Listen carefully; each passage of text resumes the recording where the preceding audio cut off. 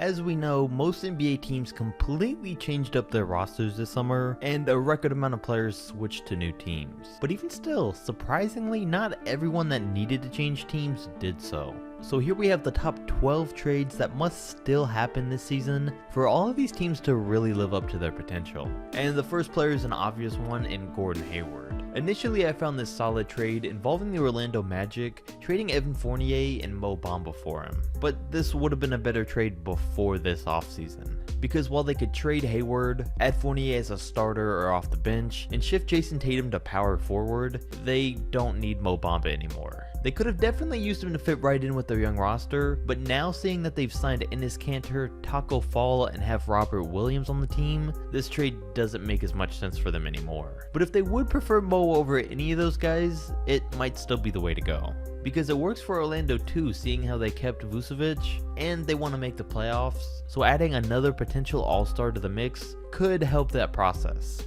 Then a trade I talked about in a past video is one I would love to see happen, revolving around Hassan Whiteside, would be to trade him to the Cavaliers for Kevin Love. And it makes sense because Whiteside's $27 million contract is expiring after the season, and I'm sure the Cavs would love to have that much salary space freed up going forward. The Blazers might have to throw in a first round pick or two, but it'd be worth it. And Portland can make this trade happen around the trade deadline, because they're going to need a starting center while Yusuf Nurkic is still out. But once he returns, instead of having Whiteside come off the bench, it'd be by far better to have Kevin Love in the starting lineup.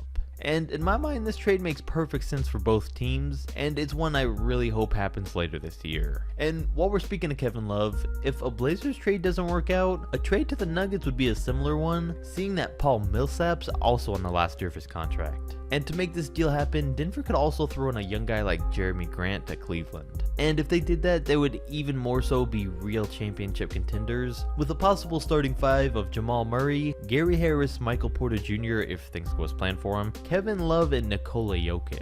Not even to mention everyone off the bench. But then another guy that could get traded is Steven Adams. With OKC wanting to redo everything, I could honestly see them going either way on what they want to do with him. He's only 25, so they could still keep him for a rebuild, or they could start completely over and use what they get from him towards doing that. If that does turn out to be the case though, right now they may have a hard time finding a deal, because he gets paid $25 million a year, and the Hawks, Mavs, and Spurs are the teams that need him the most. But a deal won't work in most cases. The Mavs and Spurs just don't have enough to offer for that price, so the best bet would be Atlanta, who could offer Chandler Parsons' expiring deal along with some draft picks that would just add to OKC's 15 picks that they already have, and would give the Hawks a much needed young center that could fit right in with the rest of their guys. And since we're talking about the Thunder, there's no way we could make this video without mentioning CP3. And honestly, I don't see any scenario where the Thunder find a trade for him, which would ultimately make the Russell Westbrook-Chris Paul deal one of the worst in NBA history. The only possible deal I could find that right now would be the one to the Heat that was discussed in the first place.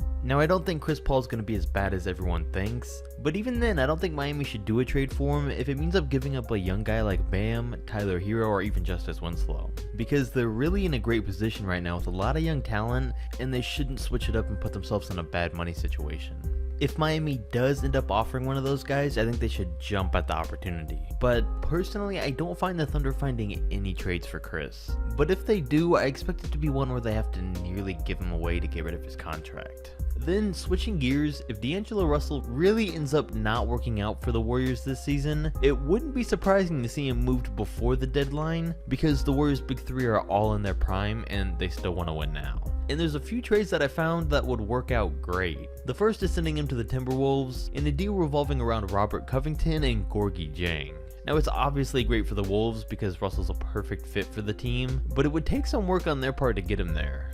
Covington is also a perfect fit on the Warriors, as he could replace Andre Iguodala's role before KD ever got there. But just these two players aren't enough for a max level talent, so they would have to find a possible third team to help bring the Warriors more value in a trade, or add in some draft picks if that's what the Warriors are willing to accept. And this could be the best situation for them because, I mean, we saw how well they did with Iguodala. But another scenario it'd be hard to argue isn't better would be trading DAngelo Russell straight up for Bradley Beal. I mean, at this point, Beal's not re-signing with the Wizards. They need to trade him, and Russell's young. and could either replace or play alongside John Wall, while for Golden State, Beal and Clay could be interchangeable at the 2 and 3. Plus, Bradley's still young, so would help the Warriors have a player for the future. The only reason I could see Washington saying no is because I think their best bet to trade John Wall is pairing him up in a deal with Beal. But if they don't want to go that route, here's some other trades just involving Bradley Beal.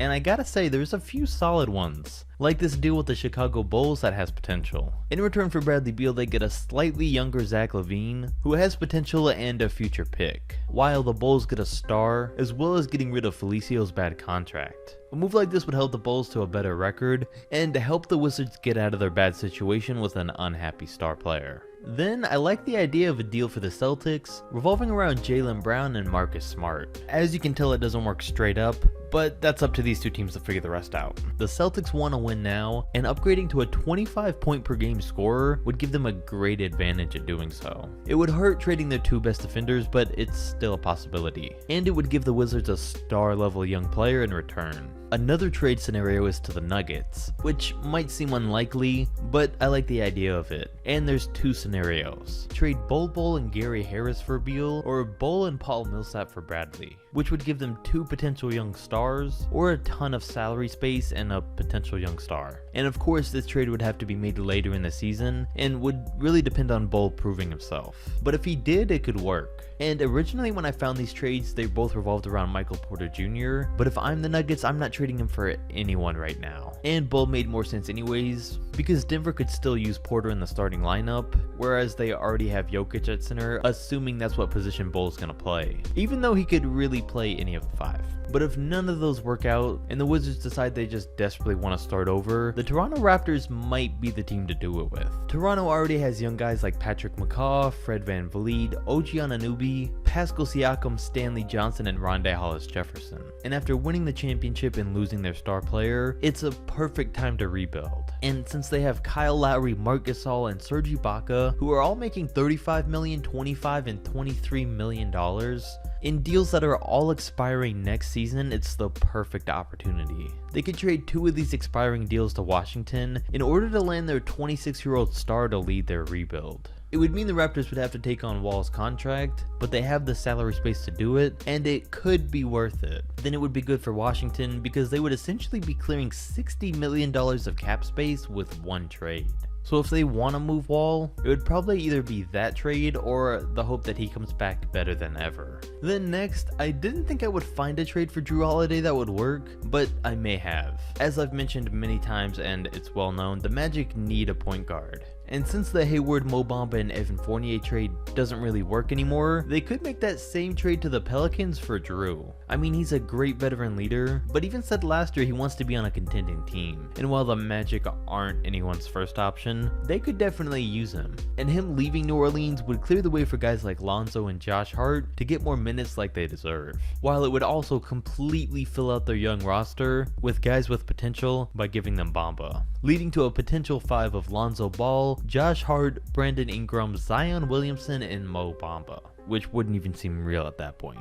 And then finally, you can't have one of these videos without a discussion of Andrew Wiggins. And right now, surprisingly, there's not too many situations that would work for Wiggins. I mean, I guess it's not too surprising because he's done nothing to increase his trade value based on his big contract. But that's what's made it hard to find a good deal for him. One that is possible though, but I'm not too sure about, is sending him to the OKC Thunder. In return, they would get Dennis Schroeder, Andre Roberson, and a first round pick. And this would give the Wolves a pretty high draft pick in the future from OKC. It would give them an improvement at point guard from Jeff Teague in terms of age and skill, and Andre Roberson for defense. But since they do already have Robert Covington, it still works because Roberson's deal expires at the end of the year. So they clear possible cap space, get an upgrade at point guard, and get a real solid draft pick. Then as for the Thunder, they get value in return for two players they can really stand to live without. And it gives them a young Andrew Wiggins without having to really give up too much. This whole trade though would have to rely on the fact that they believe they can do a better job developing him than the Wolves have done. It might not be perfect, but I think this trade is worth a thought or two. And the same goes for the rest of these proposed trades in the video. A few of them might have been a stretch, but I mean, we've seen lopsided trades in the past. And I'm throwing all these trades out there to get your mind going in a certain direction, of how a possible trade could go. But with that said, comment down below and let me know who you think needs to get traded the most this season. Don't forget to like, subscribe, and I'll catch you next video.